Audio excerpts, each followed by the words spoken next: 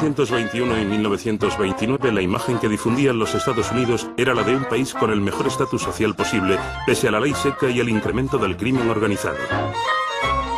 El crecimiento industrial de la principal potencia económica nunca antes había sido tan fulgurante, desvergonzado incluso. Menudo contraste con la década anterior, marcada por la Primera Guerra Mundial. Las autoridades políticas y financieras transmitían el mismo mensaje de confianza, prosperidad duradera y bienestar. Hacia finales de la década, el auge económico se tornó en euforia generalizada. Los locos años 20 atestiguaron el inicio de las primeras elecciones de Miss América, las primeras ceremonias de los Oscar y los primeros musicales con el jazz como telón de fondo.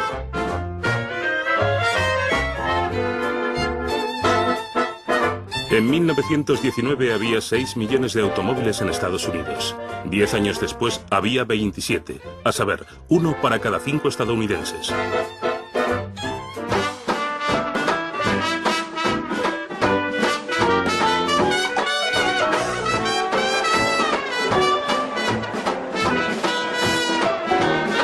Estados Unidos descubrió su pasión por jugar a la bolsa. En 5 años los valores bursátiles se multiplicaron por 4 y el índice Dow Jones subió de 100 a casi 400. Dicho incremento parece incomprensiblemente meteórico dada la situación económica actual.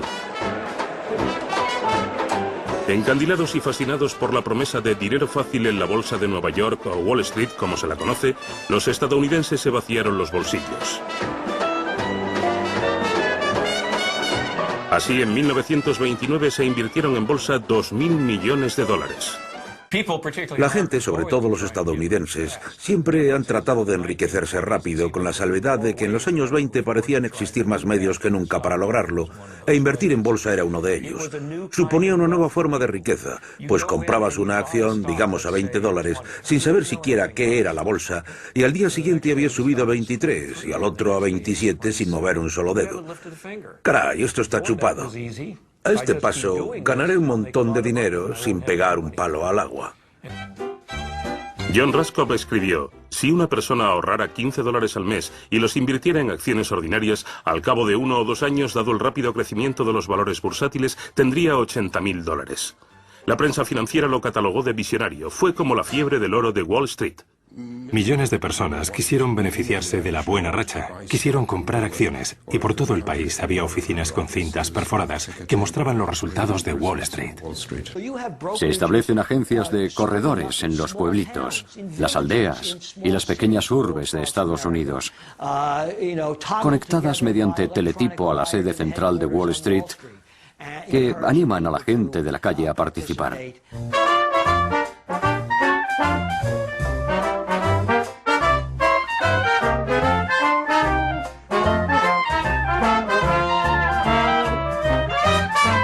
Un tercio de los estadounidenses confió sus ahorros a los magos de Wall Street, máxime cuando no resultaba necesario tener el capital disponible. Los agentes de bolsa vendían a crédito. Y mientras los bancos prestaban dinero en efectivo y hacían fluir su capital, los corredores embolsaban jugosas comisiones. Todos amasaron grandes fortunas. Compraban hoy para vender al día siguiente. Los fondos de inversión se multiplicaban y prosperaban, y se constituían empresas a diario.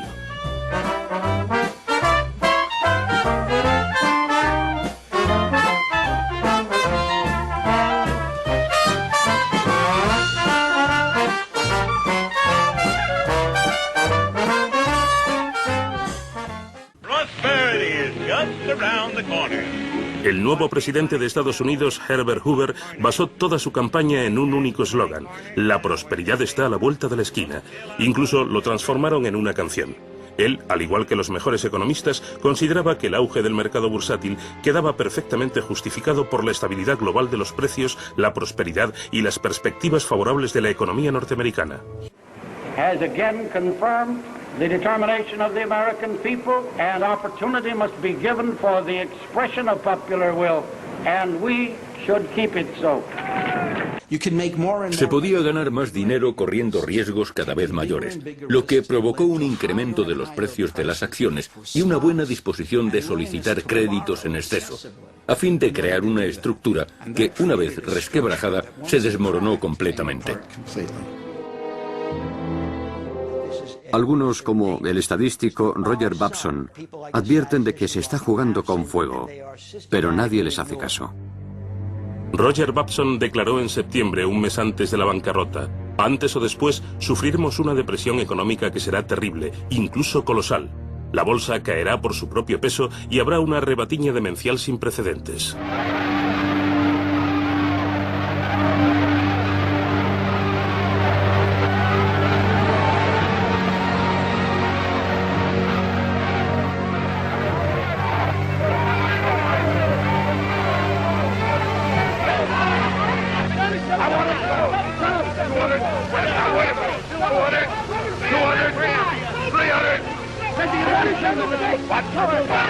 Finalmente, el jueves 24 de octubre, el Jueves Negro, se desató la locura colectiva. En cuestión de horas, accionistas aterrorizados se deshicieron de 13 millones de acciones sin saber siquiera a qué precio las habían vendido. Tras 3 años de intensa especulación, la bolsa de Nueva York quebró y nadie estaba en condiciones para decidir clausurarla, pues su presidente estaba de vacaciones en Hawái.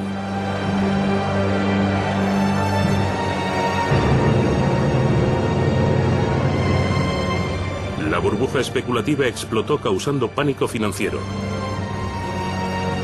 La bolsa se desplomó como si de un dominó se tratara. Las pérdidas acumulativas ascendieron a 30.000 millones de dólares. Llegaron a duplicar el presupuesto de la Reserva Federal de Estados Unidos y a superar los gastos del país durante la Primera Guerra Mundial.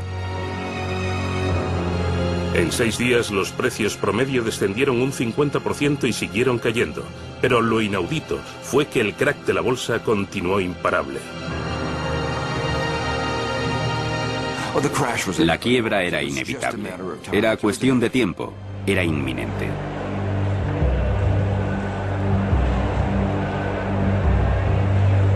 La bolsa parece una estación ferroviaria al principio de las vacaciones, escribió el Wall Street Journal, un torrente de liquidación. Hombres y mujeres se daban empujones para intentar averiguar lo que ocurría. Tantas cifras y letras resultaban incomprensibles para los profanos en la materia, pero auguraban la ruina. En el parqué había miles de órdenes bursátiles deshechas, cual cartuchos vacíos de un campo de batalla, escribió el New York Times.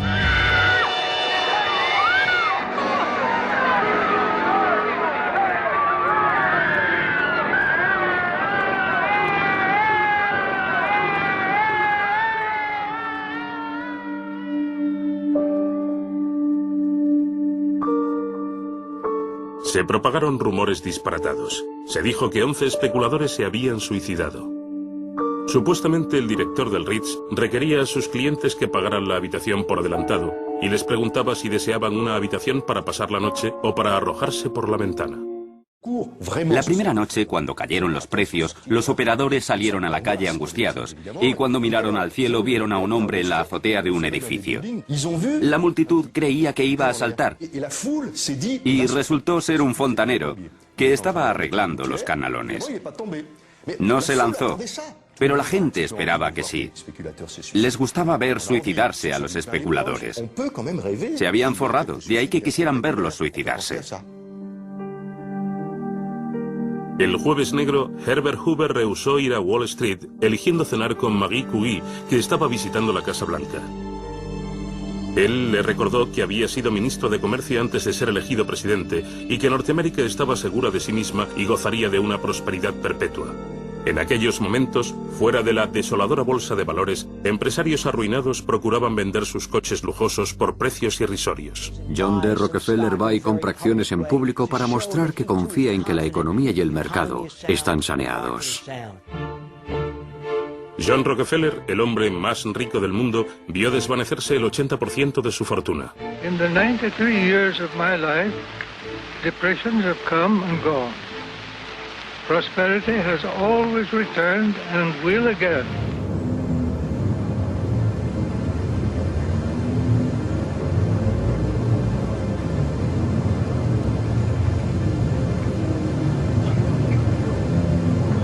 Gathered outside the stock exchange are due to the greatest crash in the history of the New York Stock Exchange and market prices.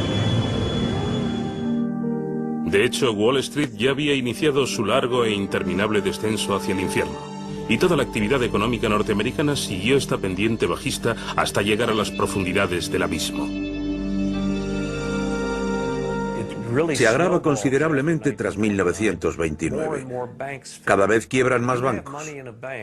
Cuando se tiene dinero en un banco y este quiebra, se pierde todo, lo que genera un pánico bancario, o en otras palabras, una crisis financiera. Los norteamericanos quedaron consternados por el desplome de lo que otrora había sido el bastión indestructible del capitalismo triunfal, los bancos. La gente está desesperada y el sistema bancario va a la bancarrota. Se forma una enorme ruptura de liquidez y no se dispone de crédito para reactivar los motores de la economía. Estamos ante una crisis creciente que comienza como una crisis bancaria, pero se convierte en una crisis económica global. En determinadas ciudades, el 60% de las familias no pagan sus préstamos hipotecarios. Los endeudados no pueden pagar. De repente, la gente no puede saldar sus deudas y entra en bancarrota, por lo que tiene que dejar de consumir. Las familias salieron perdiendo por dos frentes. El valor de los bienes inmuebles cayó en picado, al igual que el mercado de valores. Así pues, la caída de precios se agregó a la caída del comercio, desembocando en la insolvencia de los prestatarios. Cuando fracasaron los negocios, no podían devolver los préstamos, salvo solicitando más préstamos. Pero dicho proceso tenía los días contados. Veamos, ¿quiénes sufren más una crisis? Los pobres siempre han sido pobres. Esto no es nuevo para ellos, aunque sí más duro. Los ricos, si tienes 20 millones de dólares y pierdes 10 o 12, aún podrás apañártelas con los otros 8 restantes. Los de clase media, ellos son los más afectados. Así la economía continúa descendiendo y descendiendo y descendiendo, al margen de lo que Hoover tenga previsto hacer, que no es mucho, la verdad.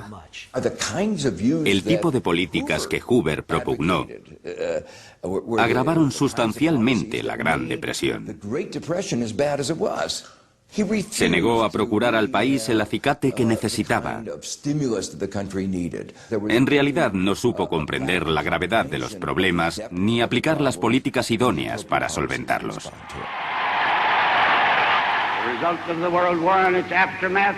Al objeto de dar confianza al mundo financiero, Hoover decidió repatriar urgentemente a Estados Unidos capital prestado a Alemania. Fue una medida devastadora y un error monumental. A Alemania, recién salida de la guerra, le hizo muchísimo daño la retirada de capital estadounidense. La primera transferencia crediticia representó un desastre para la economía alemana. La cantidad de préstamos estadounidenses fue apabullante. El Reichsbank tuvo que enviar 14.000 millones de marcos a Estados Unidos en oro y en divisas. Los inversores se arruinaron y los bancos saqueados fueron asediados. El funcionamiento del sistema financiero internacional, sin duda, contribuyó a la propagación de la crisis en Alemania, lo que se tradujo en la contracción de la economía. Este fue uno de los factores que contribuyó a la espiral descendente.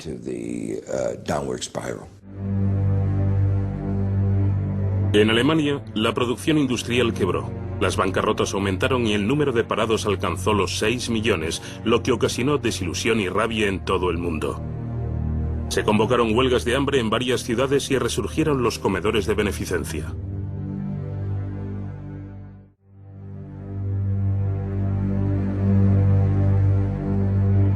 En Estados Unidos, la onda expansiva del hundimiento de la bolsa no había disminuido antes de que comenzaran a sentirse las repercusiones de la espiral de recesión gigantesca e irreversible.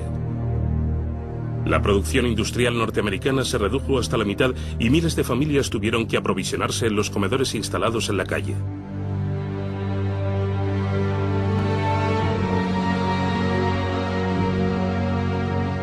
Los bastiones más sólidos de Estados Unidos se desmoronaron tras el crack de Wall Street, un hecho que contrastaba crudamente con el periodo reciente de crecimiento rápido. 1 de cada 5 trabajadores estaba en paro y la población parecía anestesiada. En Nueva York, donde cada mes 17.000 familias se quedaban en la calle, cientos de miles de parados, incluidos muchos oficinistas, luchaban por sobrevivir, soportando horas de frío con el fin de conseguir un cuenco de sopa y un trozo de pan.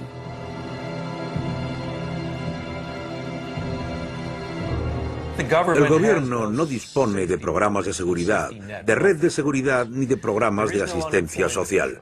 No existe un seguro de desempleo, de tal modo que cuando la gente pierde el trabajo y termina de rodillas en la calle, no tiene a quién recurrir, salvo a organizaciones benéficas privadas que no dan abasto.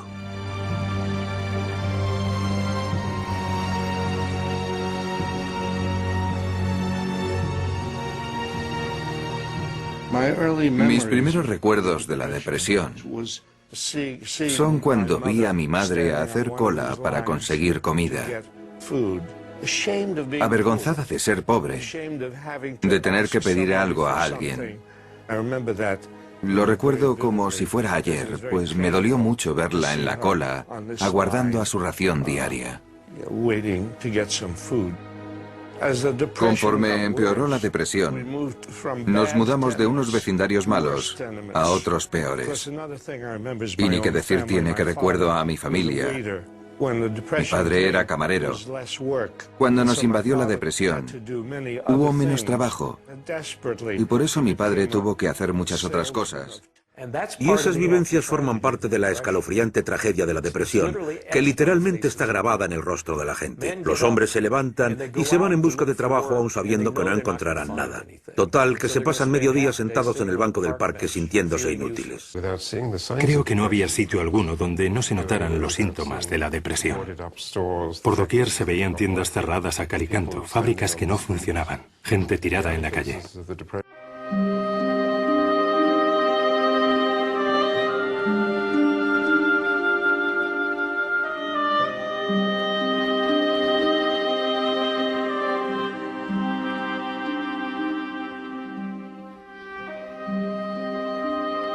Rotos por la recesión y resueltos a hacer de todo para sobrevivir, cada vez más ciudadanos participaban en numerosos maratones de baile, una variante de los años 30 de los antiguos Juegos Circenses. El reglamento de dichas pruebas era sencillo. Las parejas tenían que aguantar bailando lo máximo posible, a veces varios días, con la esperanza de ganar los $500 que se llevaba la pareja que más aguantaba bailando sin parar.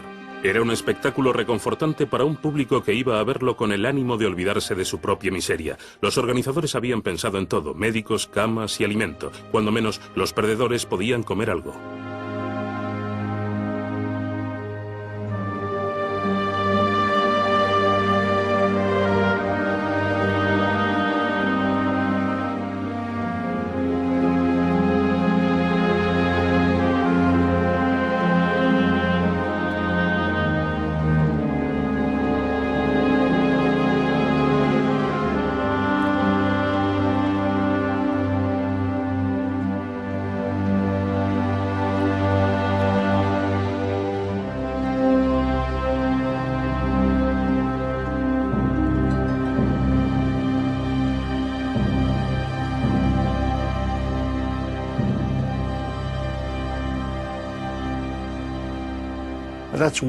Esa es una de las cosas que recuerdo. Otra, cómo no, es cómo desahuciaban a la gente de su vivienda. Por muy bajo que fuera el alquiler, no podían pagarlo. Y entonces la policía entraba en su casa, cogía los muebles y los sacaba a la calle. Recuerdo que de niño presenciaba continuamente escenas de muebles hacinados en la calle. Y se veían madres llorando a mares, porque no solo habían perdido su hogar, sino también porque resultaba psicológicamente humillante para ellas que sus posesiones estuvieran a la vista de todos y que todos supieran que los habían desahuciado.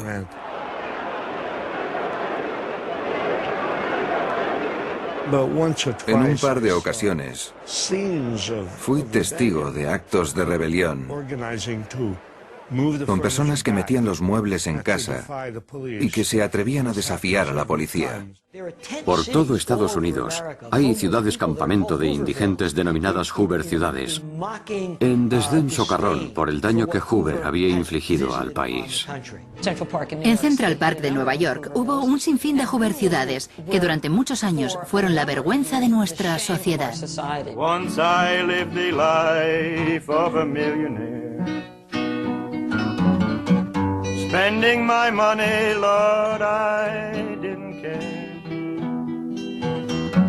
I carried my friends out for a mighty good time, fine bootleg liquor, champagne and wine. Then I begun to fall so low. Didn't have no money and no place to go. If I get my hands on a dollar again, I'm gonna hold on to it till the eagle grins, because nobody knows you when you're down and out. In your pockets, not one penny, and your friends you have not any. But when you get on your feet again,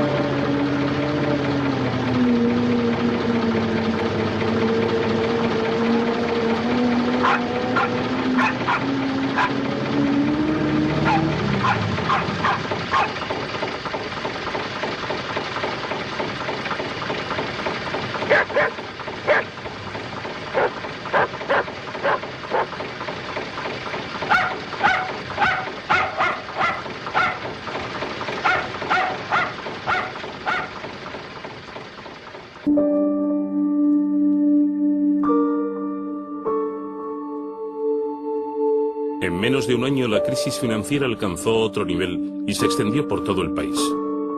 En el campo la situación era alarmante, peor que en la ciudad. El valor del trigo descendió un 50%. La caída espectacular de los precios agrícolas socavó a los granjeros y no pudieron vender sus productos. Había millones de toneladas de comida, pero nadie podía comprarla. A los granjeros que no pudieron liquidar sus deudas se les despojó de sus propiedades y se pusieron a vagar por los caminos.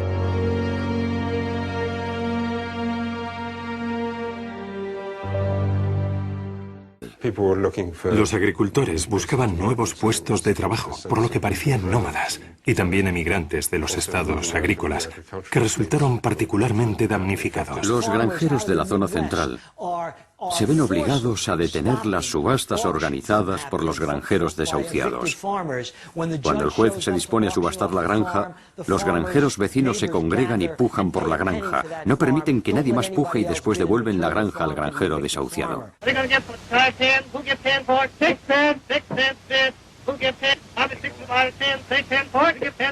Take it out. We can't use that stuff. We've got to go back to the music. Look at a dime for 15 I got. 20. Sold her. Outside with her. We're going to knock them in the head. They're not worth anything. En las regiones rurales no tienen a dónde ir. Pero la auténtica tragedia de todo esto, la ironía acerba, es que los granjeros destruyen sus cosechas porque literalmente no pueden llevarlas al mercado por los precios que piden, y por eso la gente se queda sin comer y se muere de frío al no tener ropa, cuando los almacenes están repletos de ella. Hay hogares y pisos vacíos, mientras la gente tiene que dormir en la calle, en el metro y sitios por el estilo. Esa ironía es lo realmente crispante de la depresión. Se trata de un sistema económico que estalló entre 1929 y 1932. Y cuando hay una explosión de esta envergadura, cuesta mucho recomponer las piezas y seguir como si nada hubiera ocurrido. En 1931 la industria siderúrgica funciona al 10% de su capacidad. El desempleo pronto afectará al 25% de la población activa. El país estaba inquieto, estaba revuelto. Cada 2 por 3 había huelgas, piquetes y manifestaciones. El Partido Comunista lideraba una lucha por los derechos de los trabajadores. En aquel entonces la pobreza estaba a la orden del día y muchos afirmaban, sí, esta es la única organización que hace algo contra la depresión económica. El movimiento obrero de los años 30 es inconcebible sin contar con el apoyo crucial del cuadro militar de los partidos comunista y socialista. Esto ocasiona un ciclo de represión. Se desata la violencia, hay manifestaciones, asesinatos, pero no estalla ninguna revuelta, aunque sí se originan escenas impactantes y rebeliones esporádicas. En Dearborn, donde Ford había despedido al 75% de la plantilla, hubo disturbios durante los cuales la policía disparó a los manifestantes.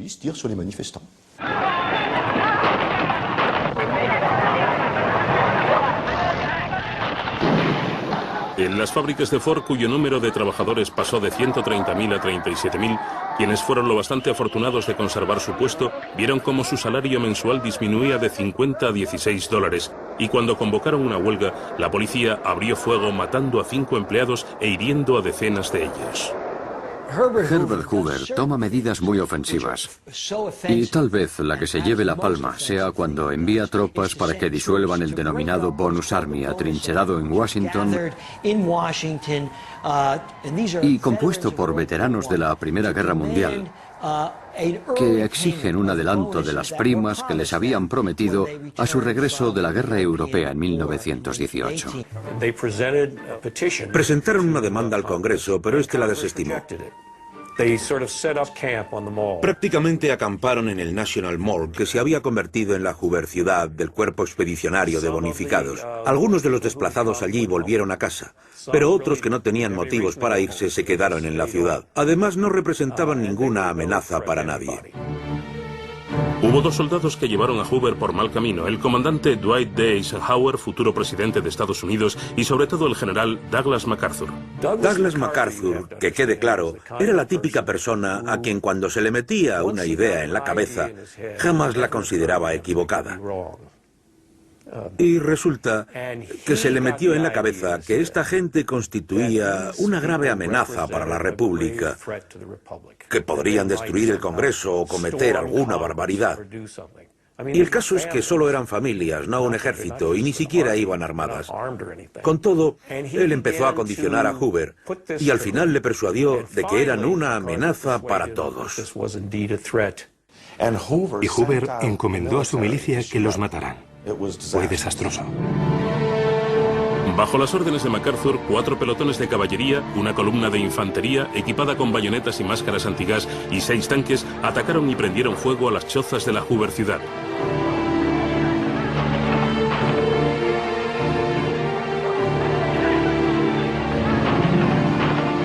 Acribillaron a 2 personas y una tercera, un bebé de 2 meses, murió asfixiado por el gas lacrimógeno.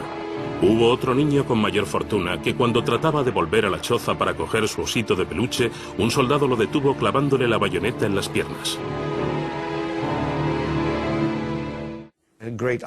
Resulta irónico que los héroes militares de la Segunda Guerra Mundial, MacArthur y Eisenhower, atacaran a los veteranos de la Primera Guerra Mundial y disgregaran al Bonus Army. Prosperity is just around the corner.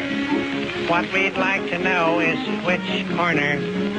We've turned so many corners now we're dizzy. But still I'm positive we'll soon be busy. El gobernador de Nueva York, recordemos, era Franklin Roosevelt, y Roosevelt procuró instaurar una serie de programas de bienestar social a fin de aliviar el sufrimiento tan patente en grandes ciudades como Nueva York. Roosevelt, que había contraído la polio en 1921, arrastró un problema sin precedentes históricos. Aun inválido, se presentó a las próximas elecciones presidenciales contra Hoover. Se lo había prometido a millones de desamparados que lo aguardaban como si fuera el Mesías. Hay un poema llamado Esperando a Roosevelt que reza: esperamos que Roosevelt haga algo por nosotros, esperamos y esperamos. Y el poema termina con algo parecido a: ¿dónde está usted, señor Roosevelt? El 2 de julio de 1932, el Congreso del Partido Demócrata eligió a Franklin Roosevelt como candidato para las elecciones presidenciales, donde pronunció por primera vez las palabras New Deal, la nueva política económica. I pledge myself to a new deal for the American people.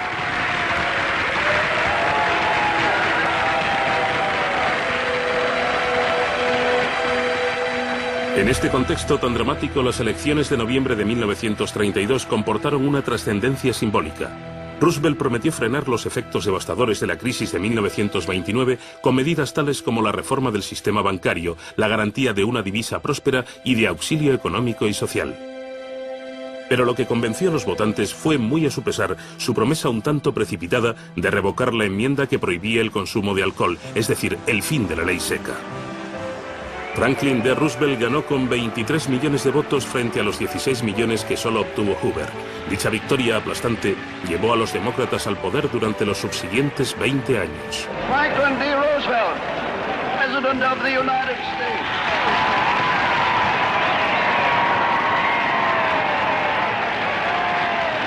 Let me thank you again and tell you that I hope to see you all very soon and bid you an affectionate good night. En noviembre de 1932, Estados Unidos acababa de elegir a Roosevelt. Entretanto, Alemania estaba en una encrucijada en cuanto a su destino. La crisis económica hizo que muchos alemanes preocupados y desesperados se volcaran en los brazos de Hitler. El capital repatriado a Estados Unidos le atribuyó un éxito inmediato. «No van a sentar a un pintor en el trono de Bismarck», exclamó Roosevelt. Aún recuerdo las canciones hitlerianas y las esvásticas por todas partes. De repente, nos hallamos ante los acólitos de Hitler que asedian uniformados el Reichstag y se dedican a pegar a la gente de la calle. Su reinado de terror comienza en otoño de 1932. Los alemanes estaban convencidos de que la pureza racial era la única solución. Para Hitler, los judíos eran un veneno que había de ser eliminado. Así surgieron tantos chivos expiatorios. Los judíos eran responsables al representar el capitalismo global. De ahí que se aliaran a los norteamericanos.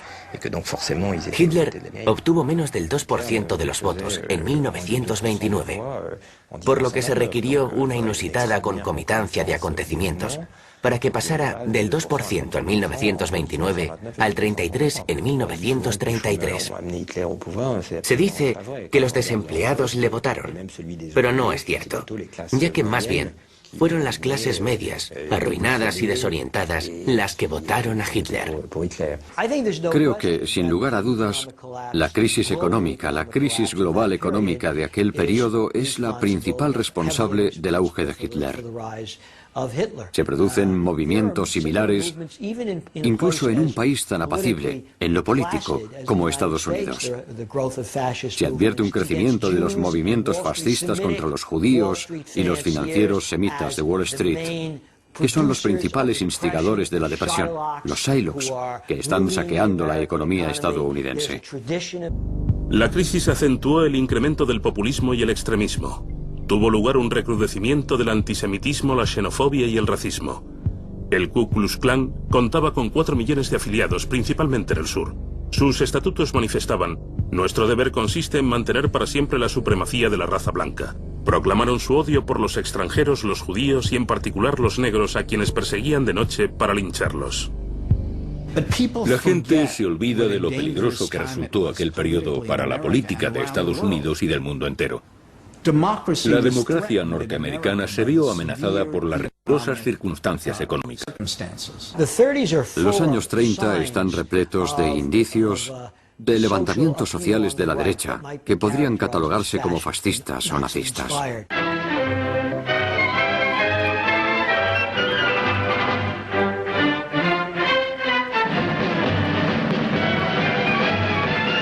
Esta procesión de manifestantes nazis no tuvo lugar en Alemania, sino en el Central Park de Nueva York. 20.000 personas, incluidos 8.000 soldados uniformados de tropas de asalto y miles de adolescentes norteamericanos provenientes de campamentos juveniles organizados según el modelo de los campamentos juveniles de Hitler, se dirigieron al Madison Square Garden para proclamar los derechos de los cristianos blancos, de los auténticos patriotas. Durante el acto, el tumulto abucheó al presidente Franklin D. Roosevelt e hizo el saludo nazi gritando «Heil Hitler».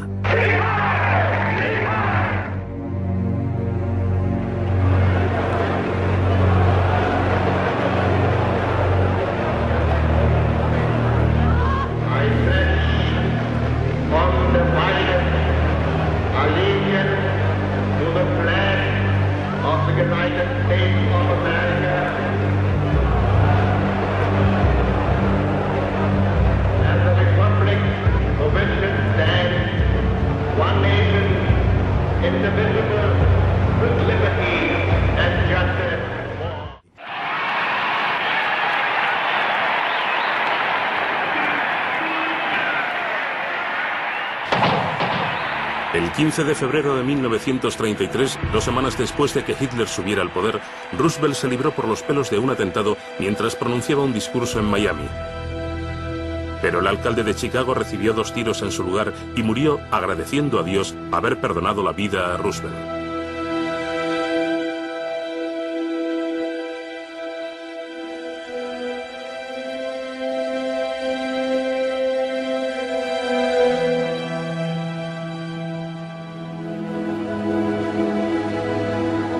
Roosevelt, que no asistió al funeral, retornó a Washington, donde multiplicó por 20 su escolta y dejó de viajar en coches descapotables.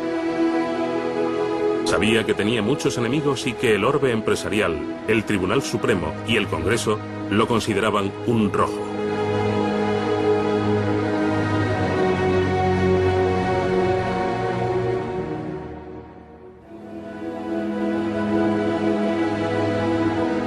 En el coche que transportó a ambos presidentes, Hoover apenas medió palabra con Roosevelt. Sabía que el nuevo presidente no le perdonaría la vida en su discurso inaugural y no lo lamentaría. Solo un necio puede negar la sombría realidad del presente. Quienes han gobernado han fracasado, puesto que únicamente conocían las leyes de las ganancias. Le escribieron 500.000 norteamericanos antes de entrar en la Casa Blanca para darle la bienvenida y alentarlo. Roosevelt tomó posesión del cargo e incluso realizó un esfuerzo sobrehumano para dar a la multitud la impresión de que caminaba, cuando en realidad lo llevaban su hijo y un guardaespaldas.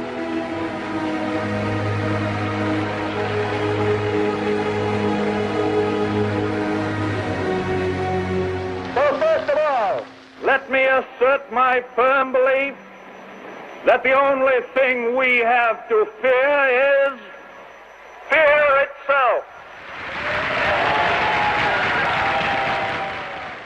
I can assure you that it is safer for you to keep your money in a reopened bank than to keep it under the mattress. Lo que Roosevelt posee, que le falta a Hoover, es una actitud abierta.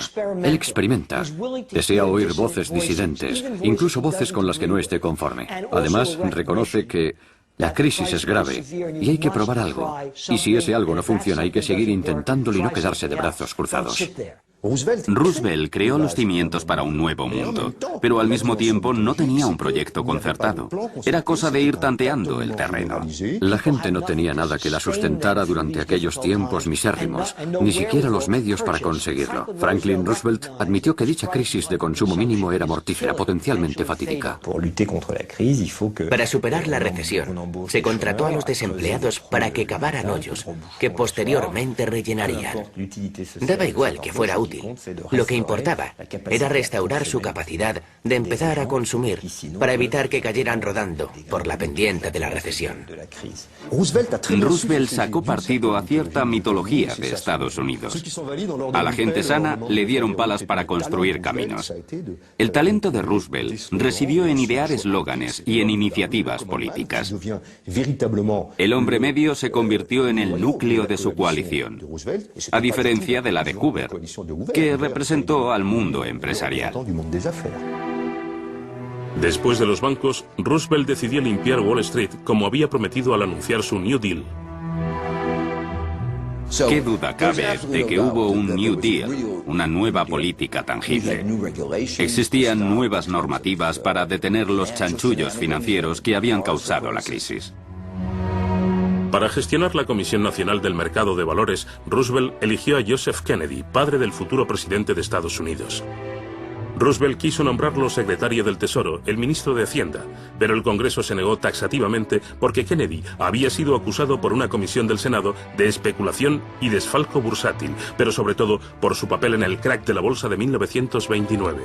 Roosevelt sabía que Kennedy era uno de los más inteligentes, taimados e inescrupulosos, pero a fin de cuentas se codea con banqueros y abogados.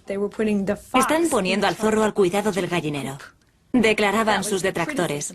Sin embargo, el presidente tenía motivos para hacerlo, pues como él dijo, el señor Kennedy se conoce todos los trucos.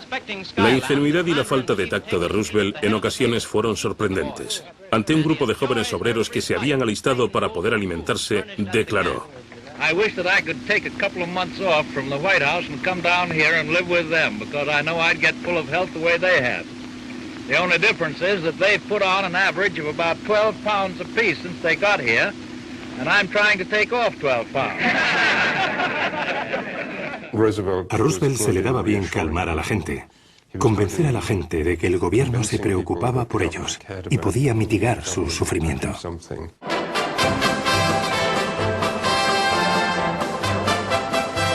Precedido de un gran espectáculo, Roosevelt lanzó su programa para combatir los efectos de la Gran Depresión y para dar un nuevo impulso a la economía norteamericana, en la que había causado estragos el hundimiento de la bolsa de 1929.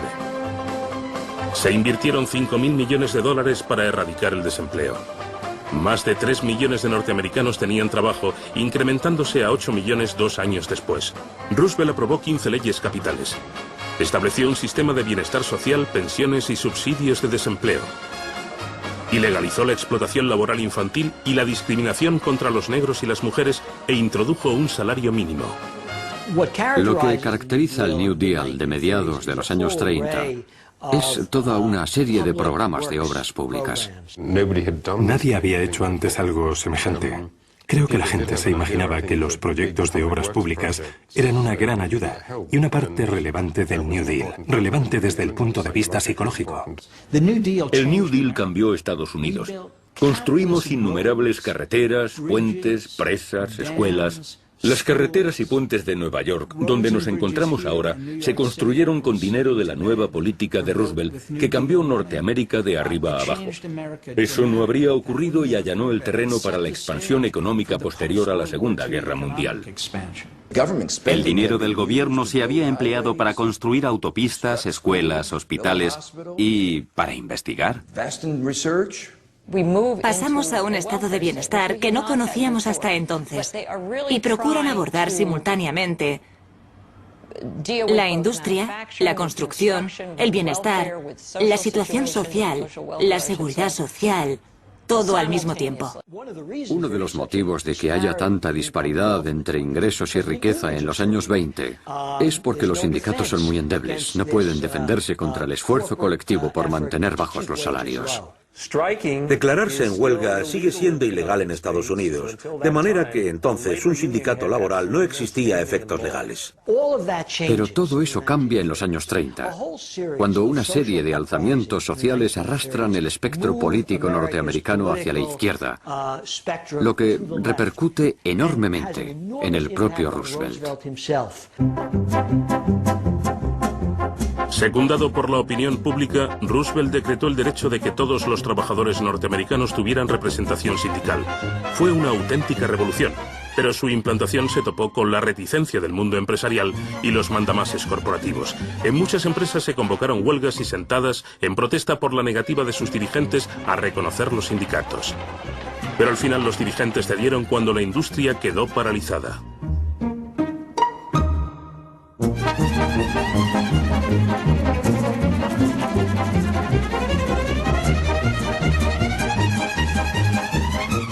El movimiento obrero explota y sindica a millones de trabajadores industriales norteamericanos que no estaban sindicados en la zona central de la industria estadounidense. Y eso es lo que condujo a la oleada de huelgas y puso a Roosevelt entre la espada y la pared. No creo que lamentara nada de eso, pero sin duda complicó bastante la reactivación socioeconómica. En San Francisco hubo una huelga general, toda la ciudad se paralizó. Minneapolis declaró otra huelga general. Cientos de miles de trabajadores del sur que trabajaban en fábricas textiles se unieron a la huelga. Por lo tanto, el país estaba sumido en un gran caos y Roosevelt era muy consciente de ello.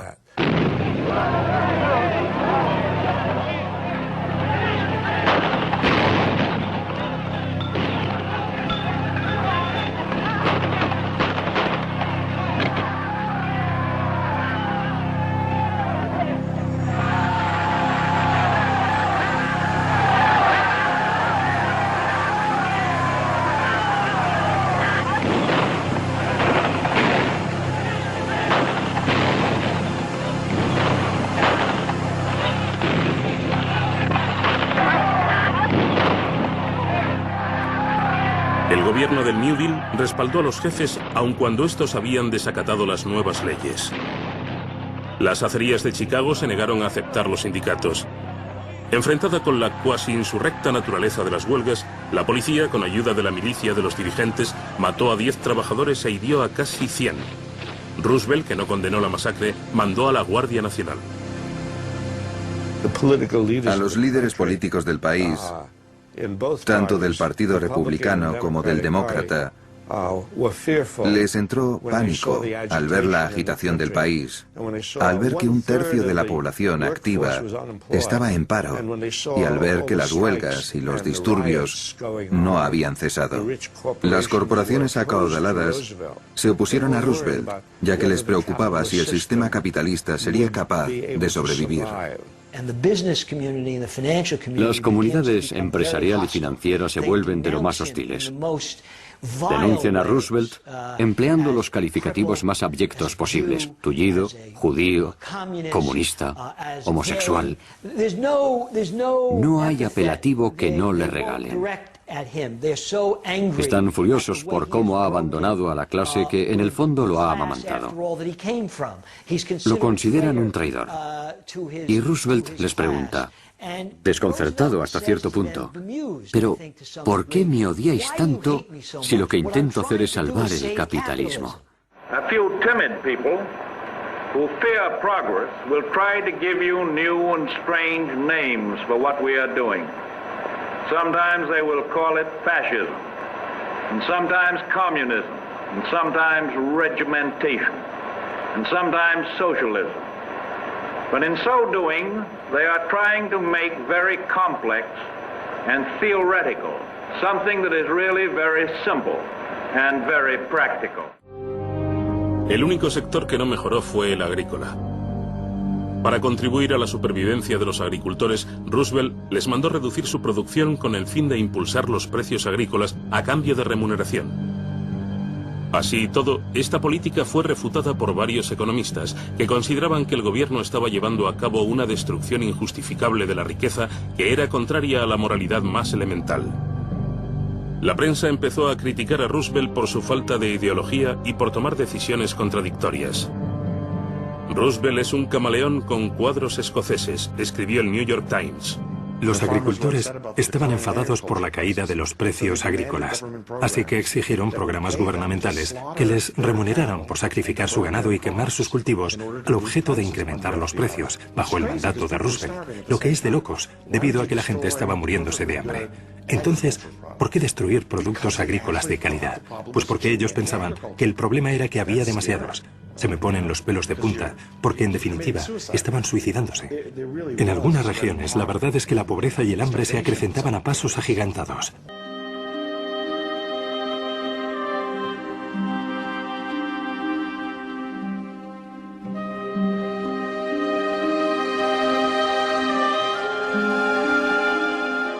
Literalmente, la depresión se veía grabada en los rostros de la gente, y el tormento que padecían quedó reflejado en las magníficas fotografías de artistas como Walker Evans y otros.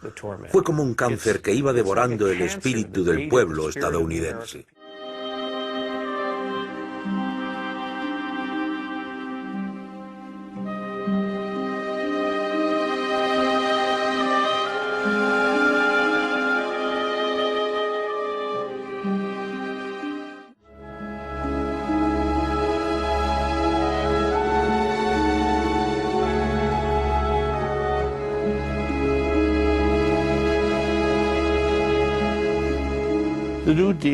El New Deal ayudó a muchos.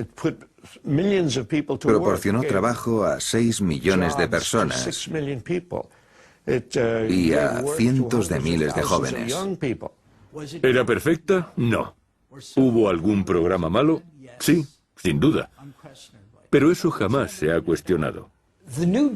El New Deal triunfó y fracasó al sacar al país de la Gran Depresión. La economía se recuperó, pero no alcanzó cotas pretéritas ni hablar. Sin embargo, el desempleo cae, las fábricas se reabren y la gente, gracias a la legislación de la nueva política de Roosevelt, vuelve a tener casa propia y puede pagar sus préstamos hipotecarios. Hubo una subida fulgurante en la economía, una expansión meteórica, y para 1937 el PNB, los ingresos totales del país, alcanzaron el nivel de 1929, tras una caída en picado durante los primeros 4 años. Lo que erradicó la depresión es deprimente en sí mismo, pero lo que acabó con ella fue el raudo aumento de gasto militar a causa de la amenaza incipiente de guerra en Europa. En cuanto se produce un desarrollo militar, de súbito hay más trabajos que trabajadores. Pasamos del desempleo masivo y la infrautilización masiva en la economía al empleo a destajo de la noche a la mañana. De repente, Estados Unidos decidió que las fábricas de Ford construyeran tanques y jeeps, no coches. De manera que el esfuerzo por la guerra fue un esfuerzo por la producción, pero repercutió positivamente en el índice de desempleo.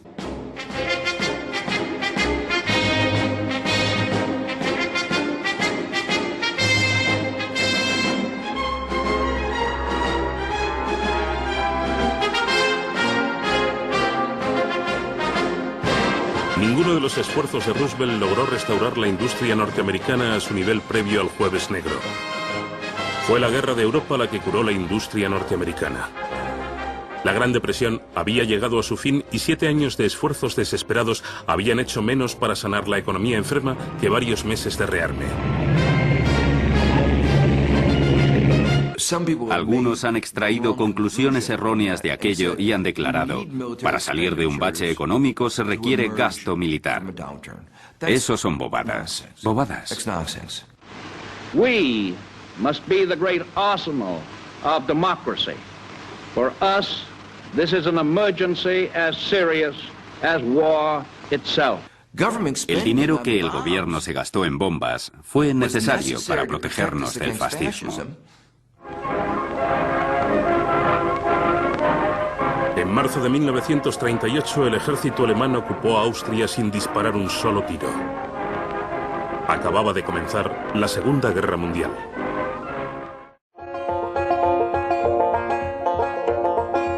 2 million bushels of North African grain, resold to Germany for Swiss francs, paid for by a consortium of banks with a deal in futures that the stock exchange unloads for coffee from Brazilian uplands, destined for Paris before the whole deal sinks. The checks, written in indelible inks, outer-race Atlantics, winter hurricanes, our benefactors, 3 trusts they compete for honor, glory, power, and of course, profits where all happiness is contained. Hemos aprendido algo de la Gran Depresión, pero si hemos aprendido lo suficiente, eso ya es otra cuestión. Resulta impresionante lo rápido que olvidamos todas esas lecciones cuando los tiempos cambian, y en particular cuando obtenemos ganancias por olvidarnos de ellas. Teníamos los conocimientos para prevenir una depresión, pero no los utilizamos. Y al igual que los eruditos de los años 20, los expertos actuales metieron la pata. Jamás tendremos otra crisis económica, jamás tendremos otra depresión. Y naturalmente se equivocaron. Poseían herramientas que podían haber implantado, pero no lo hicieron. Entre las tragedias se hallaba la adopción de una ideología dañina como tapadera para permitir que la industria financiera hiciera prácticamente lo que se le antojara. Y esto fue motivado por hombres y mujeres que encontraron un modo de enriquecerse y que afirmaron que estaban haciendo bien a la nación. La riqueza del 1% más rico del país se ha incrementado enormemente y la grieta que separa a ricos y pobres ha crecido muchísimo. Y eso es exactamente lo que sucedió en los años 30. Necesitamos un New Deal, una nueva política económica. La antigua solo funcionó en aquella época. Supuso una reacción a la Gran Depresión.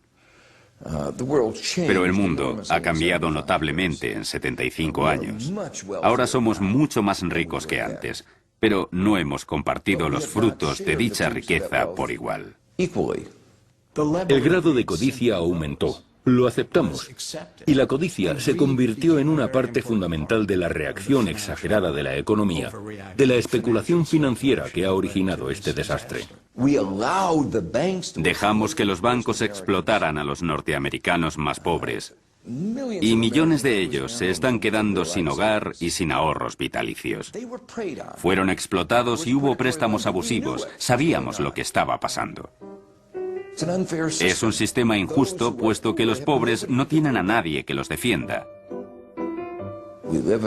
Vivimos en un mundo con una cantidad enorme de recursos. Y aún así, es un mundo en el que 1.000 millones de personas viven con menos de $1 al día. Y el 40% del mundo probablemente viva con menos de $2 al día.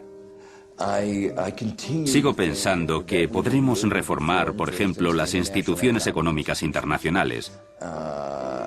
Me doy cuenta del papel trascendental que puede jugar una reforma en las instituciones económicas internacionales. No sé si seré realista u optimista al decir que creo que... Sé que soy realista al decir que necesitan ser reformadas, pero no sé si seré realista al decir que serán reformadas.